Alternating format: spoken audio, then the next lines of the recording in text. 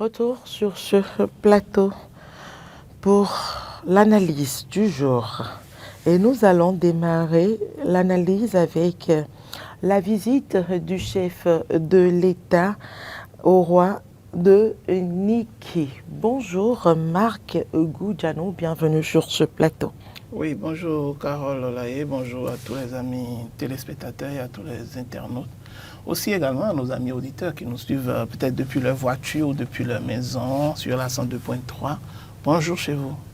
Alors, avant l'arrivée de Henri Yambauder, nous allons démarrer, je le disais tantôt, par la visite du chef de l'État au palais royal de Niki. Les promesses de talon à l'empereur Séro Tourou Touko Saré. Quelle lecture en faites-vous? Est-ce possible? Est-ce que ces promesses de Patrice Talon à Niki sont-elles crédibles ou révèlent-elles un discours de circonstance? Bon, il faut rappeler d'abord que Niki n'est pas une localité comme toutes les autres, parce que Niki revêt d'abord une identité historique et également une identité culturelle. Lorsque vous allez dans le Septentrion, Niki fait partie des grandes villes et même le bastion, je dirais, même des ethnies Bariba. Et donc, historiquement et culturellement, Niki représente un lieu très important pour tous les Béninois, et également pour le chef de l'État, sûrement. Lorsqu'il se déplace là-bas, c'est un grand symbole dans la mesure où il tente non seulement d'apaiser, peut-être de rassurer le roi de Niki, de rassurer tous les habitants de Niki, à travers un certain nombre de doléances, surtout qu'ils ont eu peut-être à formuler tout au long du mandat du chef de l'État. C'est vrai que le chef de l'État n'a pas forcément peut-être tout fait, mais c'est une façon de démontrer en réalité qu'il est à l'écoute et qu'il veut quand même aller au contact de ce peuple-là pour pouvoir quand même échanger également avec eux, histoire de pouvoir leur faire de nouvelles promesses. C'est vrai que l'on pourrait être tenté de pouvoir constater cette sortie comme une sortie à relance politique, parce que n'oublions pas que le chef de l'État, lorsqu'on sait qu'il est en train de finir son mandat, et c'est en ce moment également qu'il fait un certain nombre de promesses à l'empereur de Niki, sachant bien que est-ce qu'au cours de ces derniers mois, par exemple, il aura cette facilité de pouvoir tenir sa parole. Certains prendront ça comme des paroles de politiciens, c'est vrai, parce que on va se demander, mais bon, si le chef de l'État ne sera plus là à partir de 2026, à quand est-ce qu'il va pouvoir tenir ses promesses? C'est vrai que l'État a une continuité, et donc, dans cette dynamique, il se peut qu'il pose des actions, qu'il mette des actions en œuvre qui, dans la continuité, permettront quand même de réaliser ces promesses-là qu'il a eu à formuler à l'endroit de l'empereur. C'est vrai qu'aujourd'hui, lorsque vous prenez un certain nombre de réformes au niveau du pays liées aux infrastructures, il y a beaucoup de réformes qui viennent de débuter, il y a beaucoup de réalisations qui sont en cours aujourd'hui, mais ce n'est pas pour autant, si Patrice Talon s'en va, que ces réalisations vont s'arrêter, non. Ces réalisations vont continuer et celui qui viendra à prendre la tête du pays va rester dans cette dynamique-là de continuité qui est le symbole en réalité de tous les États.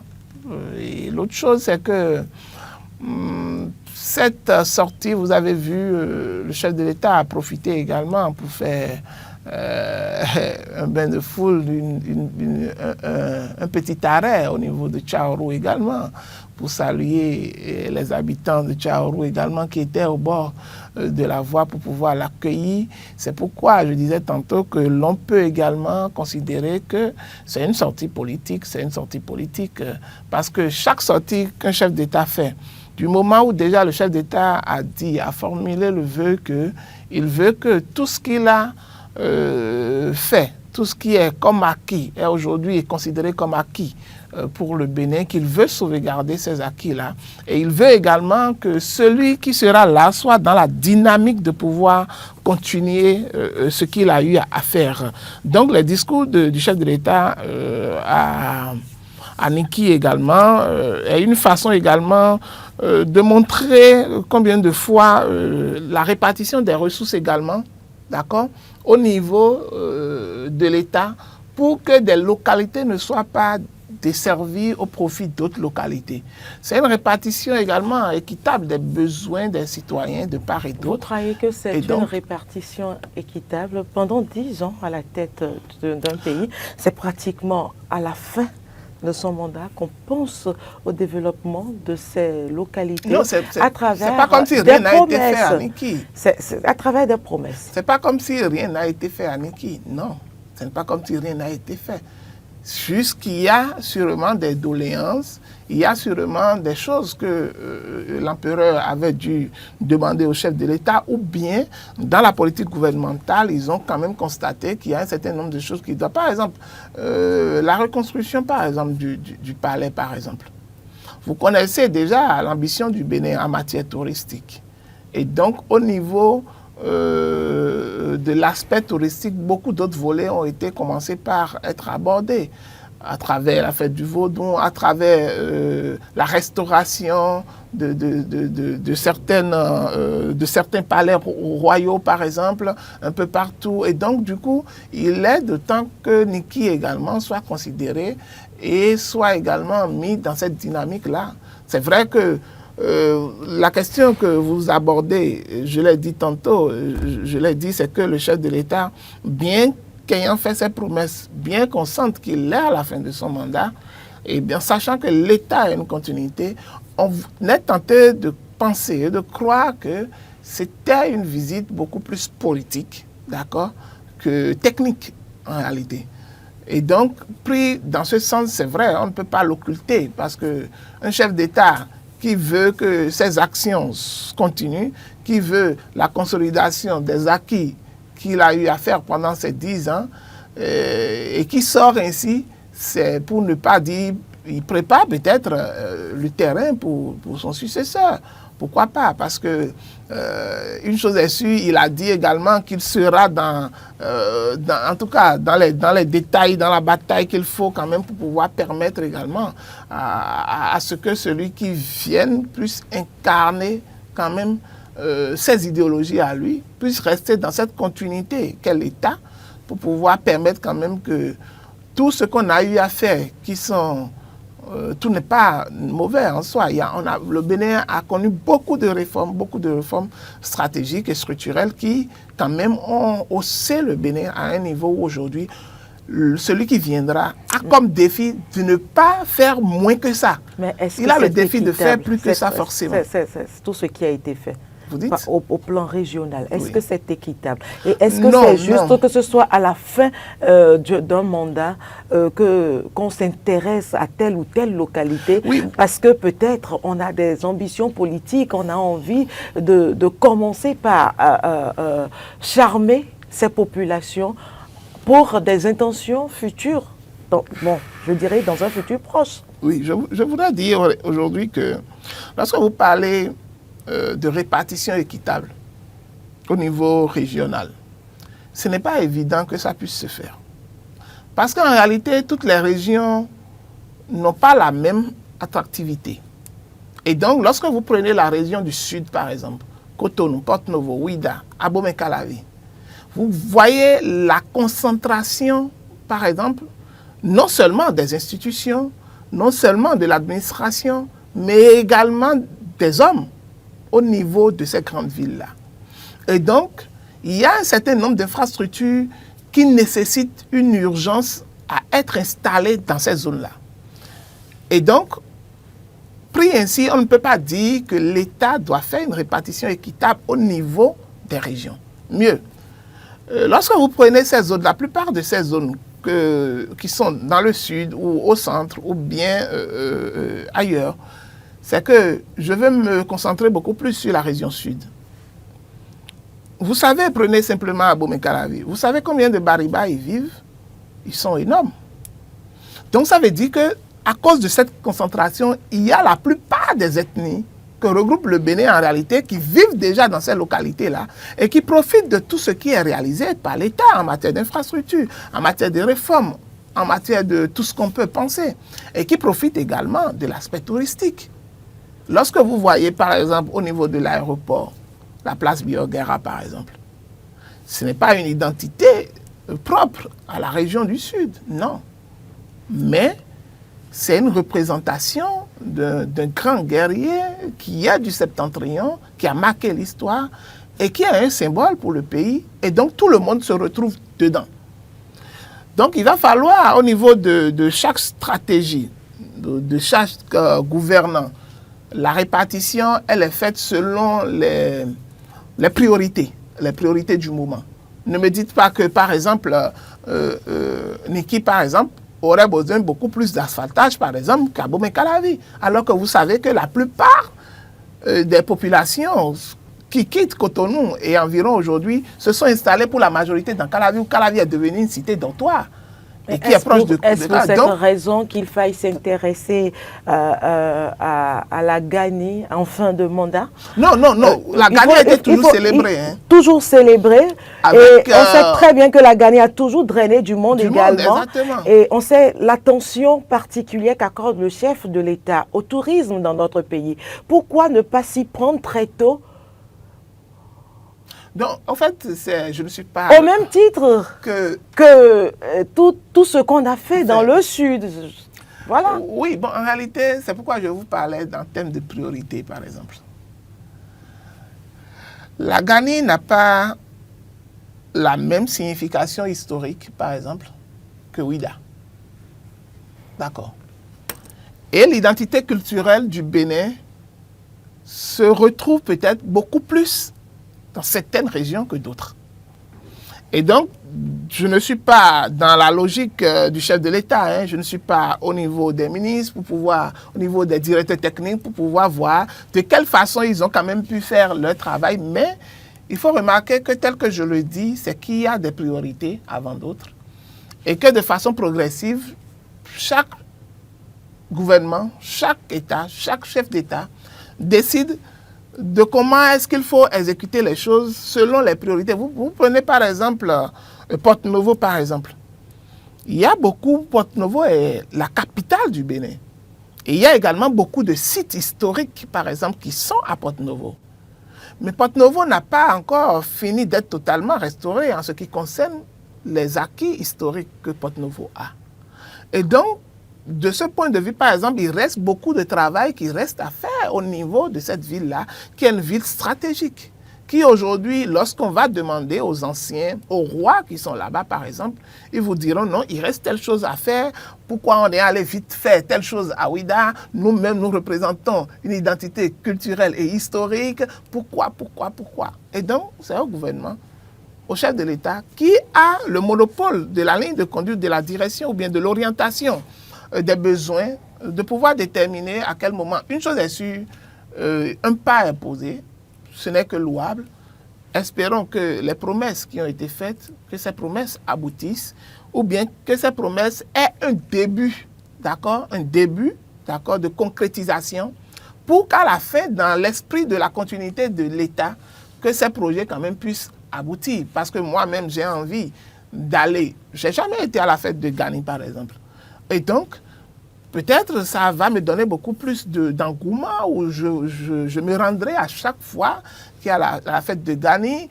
Et effectivement, ça va permettre également à des complexes hôteliers de pouvoir s'installer pour que tous les touristes qui iront là-bas puissent se sentir à l'aise. N'oublions pas également que le Septentrion est sous menace en griffe à cause des attaques des groupes armés. Et donc, ça pose également un problème où même si on arrivait même à mettre un certain nombre d'infrastructures de façon grandiose là-bas, est-ce que ça va drainer assez de touristes comme cela se doit? Est-ce qu'il n'y aura pas cette crainte-là, d'accord, liée par exemple à cette menace djihadiste, par exemple dans le nord du Bénin? Et donc ça fait également partie des considérations. Est-ce que Niki ou toute la zone est assez sécurisée pour pouvoir permettre en tout cas de faire tout comme Ouida par exemple, un grand attrait touristique pour pouvoir permettre à tous ceux qui viennent d'ici et d'ailleurs, par exemple, de pouvoir s'y drainer comme cela se doit. Une chose est sûre, lorsque vous parlez de la Gani par exemple, vous savez que c'est célébré dans toutes les zones. Dans quelques zones quand même, dans quelques villes ici au sud. Moi, j'en ai vu plusieurs fois. Ça a été célébré à Calavi. C'est des activités ça a été célébré. symboliques. Et donc, ça prouve déjà que, peu importe le lieu symbolique historique de la Gani, elle peut être décentralisée. La Gani peut être décentralisée parce que toute cette ethnie, Bariba par exemple, qui est le fondement même, qui est l'ethnie qui prône beaucoup plus cette fête aujourd'hui, est représentée un peu partout dans le Bénin. À Cotonou, ils sont pleins, à Calavi, ils sont pleins, à Porto-Novo également. Et donc, pris autant, eux tous se retrouvent également dans toutes les fêtes identitaires qui sont célébrées au Bénin, que ce soit la Gani, que ce soit la fête du Vaudon, que ce soit la fête des masques, ainsi de suite. Tout le monde se retrouve dedans et nul n'est épargné. Le Bénin, c'est pour nous tous. Je la poserai quand même ma question. Le développement régional doit-il être aujourd'hui un outil constant ou un outil électoral? Qu'on le veuille ou non, c'est toujours un outil électoral, qu'on le veuille ou non. Parce que quoi? Lorsque le politicien, il a des ambitions politiques, il va se targuer sur quoi? Surtout s'il a été au pouvoir et que ses députés, ses maires, d'accord, ou même dans l'alternance que lui-même veille quand même positionner un candidat, les arguments sur lesquels ils peuvent se targuer, ce n'est que sur les réalisations.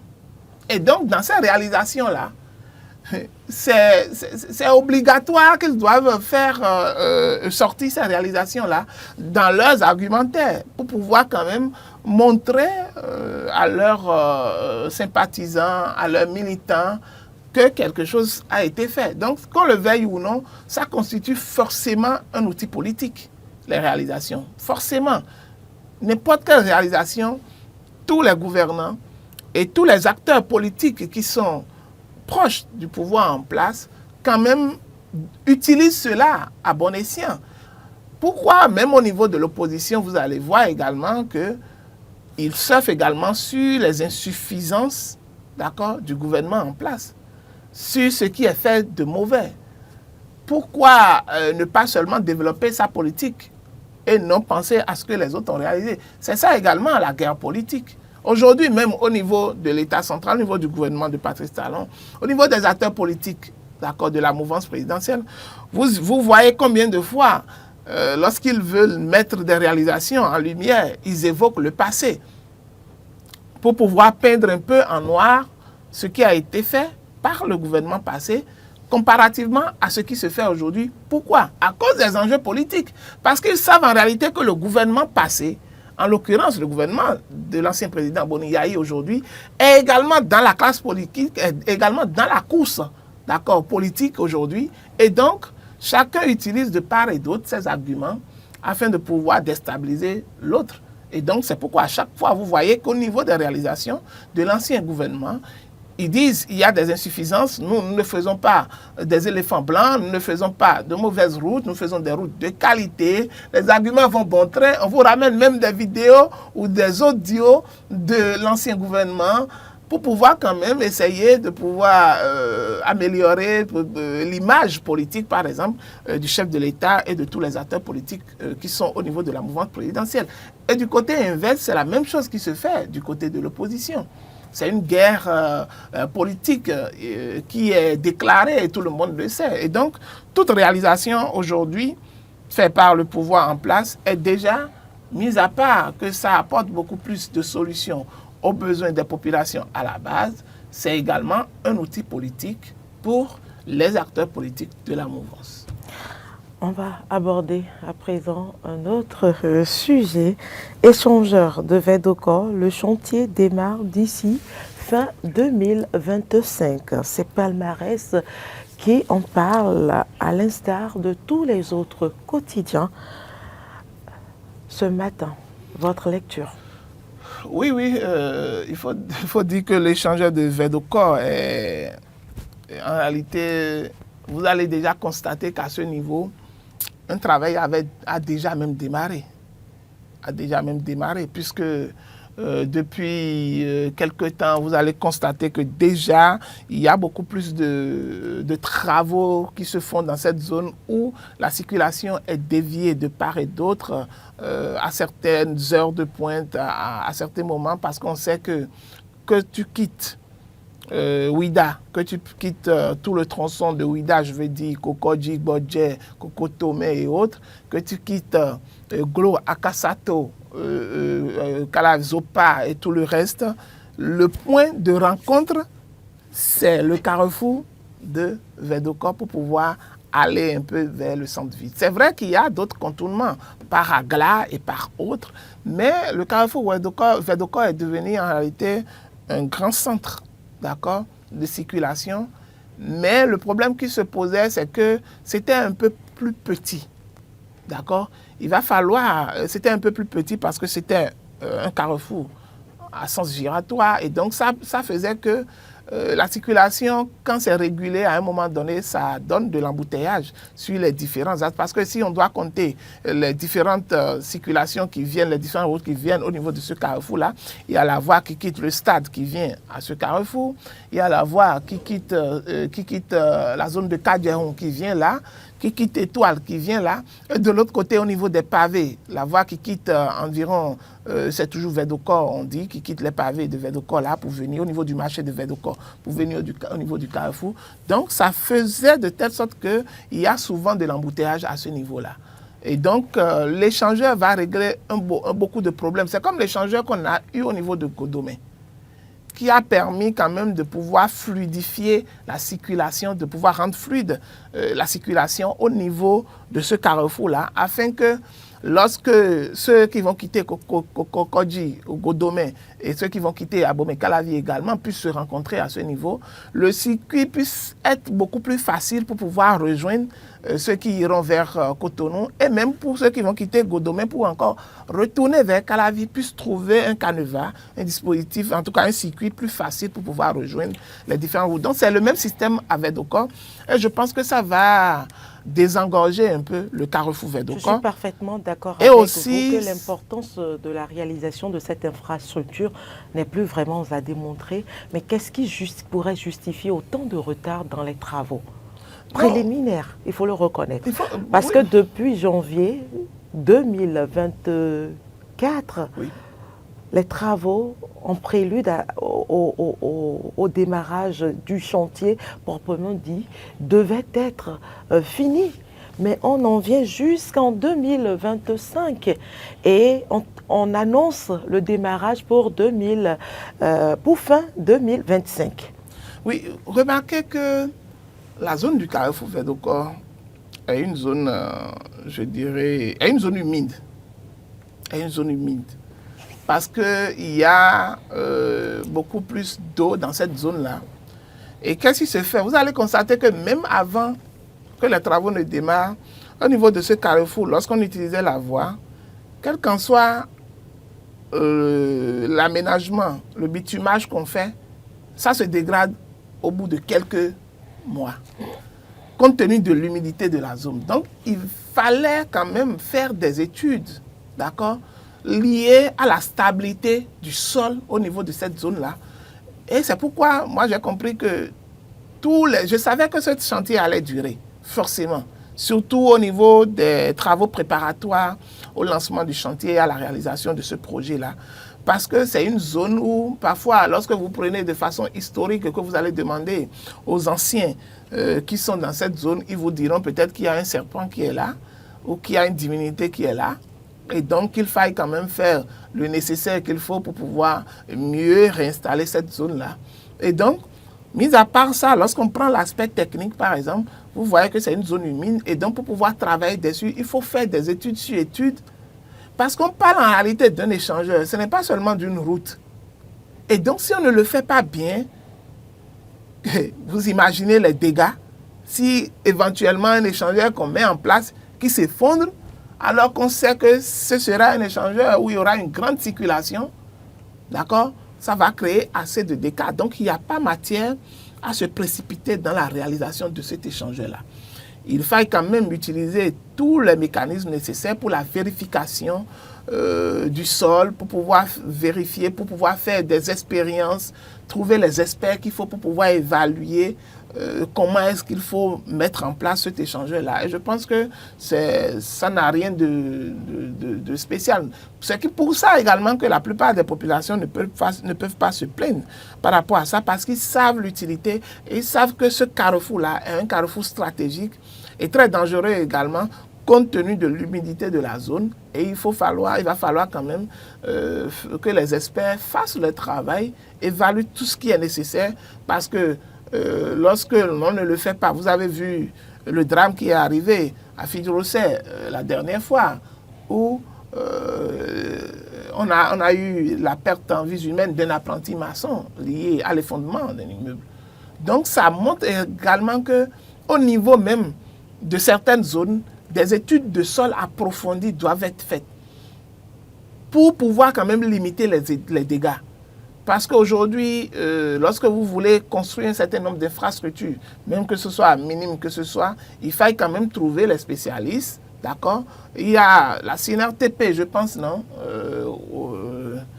Je pense bien, il y a une structure comme ça qui s'occupe par exemple de l'étude du sol, où par exemple on peut quand même demander cette expertise-là pour pouvoir demander à ce qu'ils évaluent quand même la qualité du sol afin de vous dire, de vous donner les recommandations, tout ce qu'il faut faire d'abord avant de pouvoir faire construire votre immeuble. Et donc c'est pareil au niveau de l'échangeur de Vedoko, où il fallait quand même faire un travail de fond avant de pouvoir lancer les travaux proprement dit, parce que ces travaux dont on dit, c'est pourquoi moi, quand on parle de fin janvier 2025, ce n'est pas comme si rien n'était fait avant fin janvier. Vous-même, vous venez de le souligner, c'est-à-dire avant fin janvier 2025, il y avait un certain nombre de travaux qui avaient commencé, l'étude du sol et beaucoup d'autres choses, les canalisations également, comment les réorienter, comment limiter. Il y a tout un travail qui a été fait et on ne peut que demander à ce que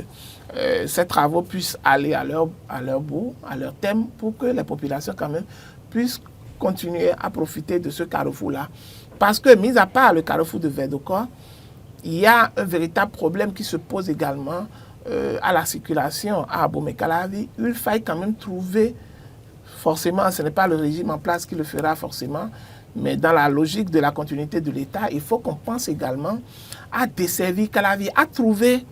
C'est vrai, il y avait un projet d'échangeur au niveau de Kota ou quelque part là, qui va pouvoir orienter la circulation au niveau du lac vers la route de Porto-Novo là-bas, vers le pont de Porto-Novo, et également vers Cocody ou bien Ouida par là, pour pouvoir desservir un peu cette zone-là. C'est vrai que beaucoup d'infrastructures ont été réalisées, puisque lorsque vous quittez Calavi maintenant pour aller à Ouida, vous n'êtes pas forcément obligé de prendre par Godomé. Il y a la voie de Huedo là-bas qui tombe sur Crévier, qui tombe également sur Tori, que vous pouvez prendre pour rejoindre Ouida. Et il y a également d'autres raccourcis également qui existent. Mais surtout pour Cotonou, d'accord, pour Cotonou, il faut qu'on fasse des contournements à partir d'Abomey-Calavi pour pouvoir faciliter la circulation, parce qu'il n'y a pas ce matin-là, il n'y a pas d'embouteillage sur le tronçon Calavi-Cotonou. Tous les jours, il y en a. Les week-ends également, n'en parlons même pas. Et donc, mis à part l'échangeur qui sera installé à Vedoko, il faut qu'on pense également à d'autres échangeurs, à d'autres ponts. Même s'il faut construire un pont, par exemple, qui serait un peu long, il faille quand même construire ce pont-là pour pouvoir également desservir les autres villes du Bénin et également faire le contournement qui va pouvoir permettre de venir à Cotonou également pour libérer un peu la circulation. C'est également le moment de sensibiliser les populations à se préparer psychologiquement aux impacts que ces travaux pourraient avoir. Oui, parce que moi, depuis même certain temps, j'ai perdu l'habitude de pouvoir prendre par le carrefour Vedoko. À moins que là où je veux aller, à l'heure là, je vois que la circulation est fluide et que je n'aurai pas de problème. Sinon, si c'est à des heures de pointe, par exemple, la plupart du temps, je préfère contourner par la zone de Fidjirosé. Je ne prends pas à Gla, je ne prends pas à Carrefour Club des Rois, et je tombe directement vers la zone de l'aéroport et je rejoins Cotonou plus facilement pour aller. C'est vrai que ça vous prendra peut-être beaucoup plus de carburant, mais vous pourrez aller beaucoup plus vite. Et même quand je dis ça prendra beaucoup de temps, c'est aussi à prendre avec pincette.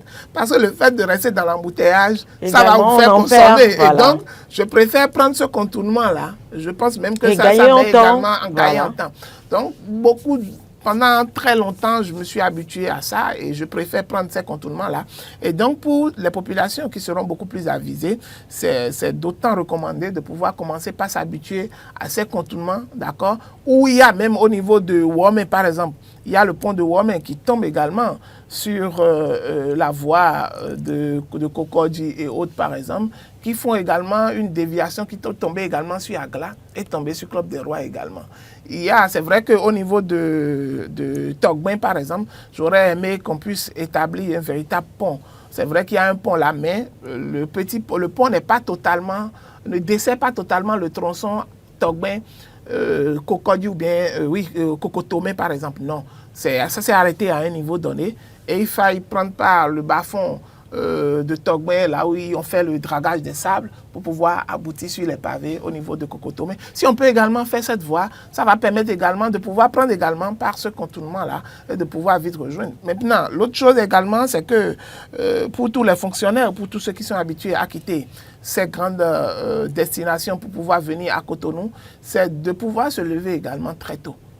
Quand moi j'ai des obligations qui doivent m'amener à Cotonou et que j'ai des rendez-vous, quand c'est matinal par exemple, je préfère me lever. Je me lève même des fois à 5h ou à 5h30, je prends mon véhicule, facilement, je tombe sur Cotonou.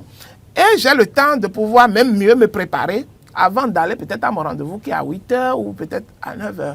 Au lieu que je reste tout le temps à Calavi et démarrer et rester dans l'embouteillage. Voilà. Pression, être beaucoup ont compris, beaucoup comprennent que lorsqu'il y en a qui même quittent déjà la maison à 5h ou 6h, très tôt ils sont au boulot, ils sont dans leur bureau, ils préparent leur journée, d'accord, de telle sorte qu'ils sont beaucoup plus à l'aise. Et donc, pour ceux qui n'arrivent même pas à quitter le boulot, également, vous allez constater que lorsque vous quittez le boulot le plus tôt, puisque l'heure de sortie aujourd'hui, c'est à 17h30, pour ceux qui quittent le plus tôt, ils rentrent plus vite et en évitant les embouteillages. Mais ceux qui traînent et qui commencent par rentrer vers 20h, 20h, ils subissent l'enfer. Sinon, à chaque fois, moi, j'ai constaté que quand je quitte beaucoup plus tôt, à 18h, je quitte Cotonou, je ne rencontre pas totalement d'embouteillage jusqu'à arriver à Calavi. Et donc, c'est une question de réadaptation également par rapport aux réalités. Voilà, on ne pourra pas faire les omelettes sans casser les œufs. C'est essentiel que les populations se préparent psychologiquement à affronter ce moment des travaux de l'échangeur de Védoko. Nous allons finir avec la politique. Gaskiani Info s'interroge ce matin. Opposition béninoise, unité ou dispersion en 2026. Unité ou dispersion en 2026. Marc Goudjan. Bon, lorsqu'on parle de l'opposition béninoise, il faut faire une catégorisation. Parce que vous avez, moi je vois l'opposition béninoise scindée en 2 ou en 3. Vous avez une opposition modérée, d'accord, et vous avez une opposition qui est très rigide et qui est une véritable opposition, je dirais, par rapport aux réalisations ou par rapport à la gouvernance du chef de l'État. Et vous avez cette opposition-là qui est au milieu, quoi. Mi-fi, mi-raisin, mi-fi, mi-raisin. Donc, il faut quand même remarquer que l'opposition aujourd'hui a son mot à jouer. Mais en ce qui concerne l'unité de l'opposition, ça reste un grand défi. Un grand défi puisque on a vu le cas de concertation de l'opposition. Et on a constaté également que ce n'est pas tous les partis qui se réclament de l'opposition aujourd'hui qui font partie de ce cadre-là de concertation. Et donc, ça dénote du fait qu'il y a déjà un problème au niveau de cette opposition-là, où on voit certains comme des opposants fictifs, je pourrais dire, ou des opposants modérés qui sont acquis à la cause, d'accord, du chef de l'État. Et pour ça, pour les grandes discussions qui doivent concerner la classe de l'opposition, les autres ont beaucoup plus de recul à les appeler à cette table de discussion, je dirais, de discussion. Et donc, c'est important pour les citoyens de pouvoir faire cette nuance-là. Aujourd'hui, je ne pourrais pas parler de dispersion parce que si je dois catégoriser vraiment ceux qui sont dans cette réelle dynamique d'opposition, par exemple, aujourd'hui au Bénin, on les connaît. On les connaît et on sait que ceux-là ne sont pas dans la dispersion. Ils sont unis à leur façon parce que lorsqu'on parle d'unité également, allez voir, hein, il y a toujours, lorsqu'il y a cette union, il y a toujours cette guerre de leadership au sein des chapelles politiques. Et donc, même lorsque vous prenez au niveau de la grande mouvance présidentielle, à travers les deux grands partis qui existent, le BR et l'UP, le Renouveau par exemple, vous constaterez qu'il y a également, par exemple, des guerres de leadership à l'interne liées à ces partis-là, qui vont même se révéler beaucoup plus lorsqu'on va encore tendre beaucoup plus vers les élections. Et donc, la question d'unité reste un peu péjorative pour moi parce que ça ne reflète pas en réalité l'unité dont on parle en réalité dans le soubassement des partis de l'opposition. Lorsque vous y voyez beaucoup plus clair, c'est qu'ils sont unis puisque ce sont des idéologies qui les rassemblent. Ils savent déjà que nous sommes là pour pouvoir combattre ci et ça, mais en défendant en réalité une cause qui soit bien noble, qui soit liée quand même aux besoins et aux aspirations des populations à la base. Et s'ils sont unis par rapport à cela, c'est bien.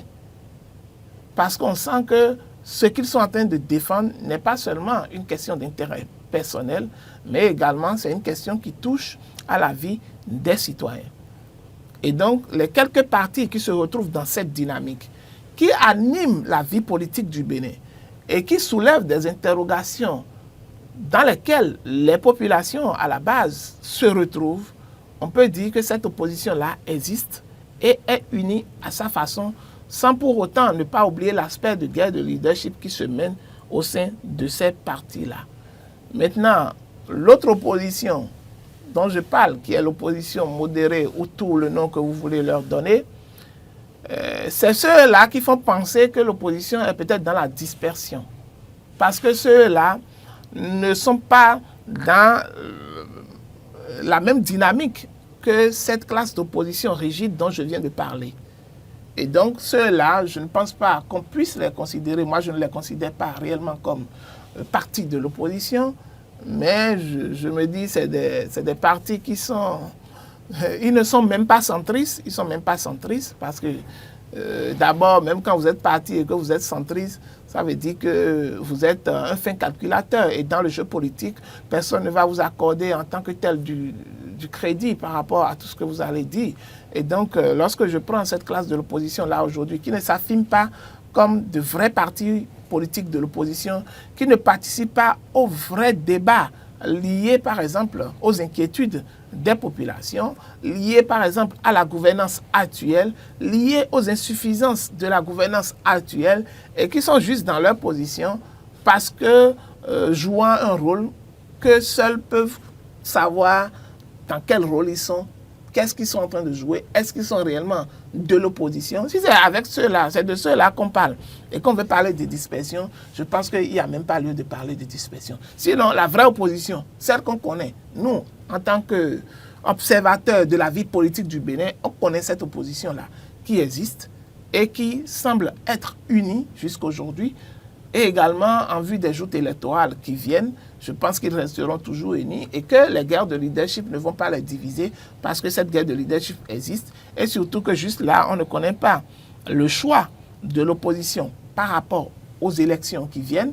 Il y aura également les guerres de positionnement au niveau des listes, au niveau de chaque circonscription électorale en ce qui concerne les élections législatives, au niveau des élections communales également. Il s'agira de voir les propositions qui seront faites sur les listes, est-ce que ça va avoir l'assentiment de tous les acteurs, de tous les leaders au niveau de cette classe de l'opposition? À partir de cela, on pourra mettre à l'épreuve cette unité-là qui existe jusqu'alors au sein de cette classe de l'opposition, que je pense quand même qui sont plus ou moins unis jusqu'à l'heure où nous parlons, où on parle également du fait que la mouvance présidentielle, le BR et l'UP Le Renouveau sont unis, alors qu'on sait qu'en leur sein, il y a des guerres de leadership, ou même ils s'attaquent entre eux, entre leaders. Il y a des faux coups qui se font entre eux également. Et donc, il faut relativiser en réalité ce mot-là, d'unité des partis de l'opposition. Et pour moi, c'est ce que je pense. Et sans l'unité, pensez-vous que l'objectif des partis de l'opposition pourrait être atteint? Impossible. Impossible. Sans l'unité, impossible. On a toujours dit, l'union fait la force. L'union fait la force. Et donc, si il y a des griefs entre vous, des problèmes, et voilà qui n'arrivent pas à vite les voilà résoudre. que ces partis ne partagent pas la même vision. Non, vous parlez de quel parti? Les partis de l'opposition béninoise. Non, je viens de les scinder en deux. Justement, c'est justement parce qu'ils ne partagent pas les mêmes visions que vous scindez ça en deux. Donc, il y a déjà un problème. Non, il n'y a pas un problème pour moi. Parce qu'en réalité, quand j'ai scindé en deux, il y a l'autre parti qui fait un jeu très flou. Et donc, ce jeu ne peut pas permettre à ce qu'on puisse les inviter à la table de discussion des vrais partis de l'opposition. Je parle bien, je dis des vrais partis de l'opposition. Et donc, du coup, je ne vais pas les prendre en considération lorsque je vais faire, moi, mes analyses. Il le faut avec... Non, je l'ai déjà dit. J'ai dit de quel type de catégorie ils font partie. Et donc, lorsque vous prenez l'autre catégorie dont je parle, par exemple, il faille qu'ils soient vraiment unis compte tenu des enjeux du moment. Ne dit-on pas qu'il n'y a jamais de soustraction en politique? Oui, il n'y a jamais de soustraction, mais ceux-là qui se réclament, qui se disent peut-être opposants, mais qui essaient déjà de faire des additions du côté de la mouvance, ne me dites pas que vous allez les considérer comme des opposants. Non. Si déjà eux-mêmes veulent déjà une histoire d'amour avec la gouvernance actuelle, avec les partis de la mouvance, ils ne sont plus des opposants. Pour moi, pas du tout. Et donc, du coup, je les considère alors comme des partis de la mouvance, mais les partis isolés de la mouvance. Ou bien les partis, je ne sais pas. Donc, on a besoin de cette unité-là au niveau de l'opposition, au niveau de cette classe de l'opposition véritable. On a besoin de cette unité-là parce que l'union fait la force. C'est à eux-mêmes d'analyser et de voir les enjeux qui viennent et donc de ne pas considérer que les intérêts égoïstes et inavoués, surtout de leurs leaders politiques, je dis bien de leurs leaders politiques, qui les mènent tête baissée. Il faut qu'ils réfléchissent et qu'ils prennent leur destin également en main pour que, au niveau de ces chapelles politiques de l'opposition, qu'ils arrivent à s'asseoir et discuter, voir ce qui est utile et bien pour eux et également pour le peuple, parce qu'ils sont en train de défendre normalement des idéaux dont le peuple se retrouve dedans. Et donc, s'ils doivent le faire, s'ils ne le font pas ainsi, c'est qu'à la fin, finalement, et que vous avez vu au niveau des choix des candidats, s'ils ne font pas une analyse bien mûrie et qu'ils choisissent un candidat que va leur imposer peut-être un chef de parti, par exemple, c'est qu'ils iront dans le décor parce qu'il faut que ce candidat reçoive l'adhésion de tous les acteurs, de tous les grands acteurs au niveau de cette classe de l'opposition-là. S'ils ne le font pas et qu'ils ne s'entendent pas sur ce minimum-là, c'est parti en vrille. Hein. Merci, Marc Goudjanou, pour ces différentes lectures de l'actualité au plan national.